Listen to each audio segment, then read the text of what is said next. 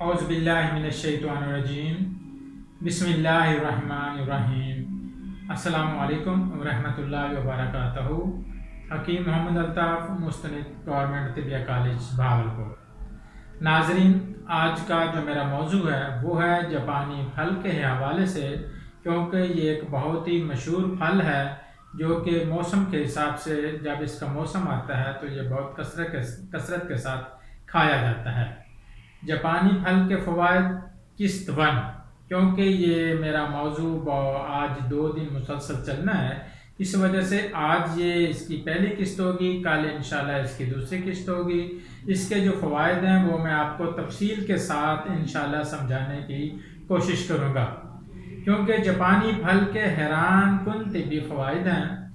جاپانی پھل کے چھلکے میں قدرتی طور پر بڑھتی ہوئی عمر کے اثرات سے بچانے کی صلاحیت موجود ہوتی ہے۔ اس میں فاسفورس اور کیلشیم کے ذرات اور وٹامن اے اور سی شامل ہے۔ یہ پھل وزن کم کرنے والے خواہش مند افراد کے لیے بہترین پھل ہے، کیونکہ یہ جو اگر ایک پھل اس کا وزن 128 گرام ہوتا ہے، 128 گرام کے جاپانی پھل میں 31 گرام کاربوہائیڈریٹس موجود ہوتے ہیں، جبکہ اس میں فیٹس کی مقدار نہ ہونے کے برابر ہوتی ہے۔ اس کے چھلکے میں موجود فائٹو کیمیکل جلد پر ہونے والے بڑھتی عمر کے اثرات سے بچاتا ہے، جبکہ اس میں موجود فائبر ہاضمہ بہتر بنانے میں مدد دیتا ہے۔ قبض کشا بہت زیادہ ہے۔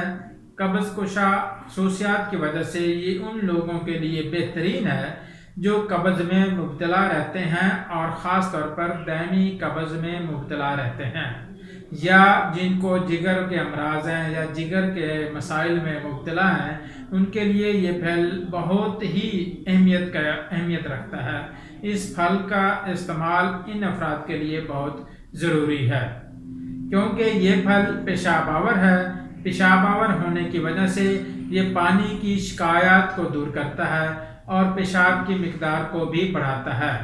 اس میں پوٹاشیم کی موجودگی پیشاب کے ذریعے اہم معدنیات کو ضائع ہونے نہیں دیتی، کیونکہ جاپانی پھل کا جو مزاج ہے وہ سرد تر ہے، کیونکہ اپنے اندر یہ سردی رکھتا ہے۔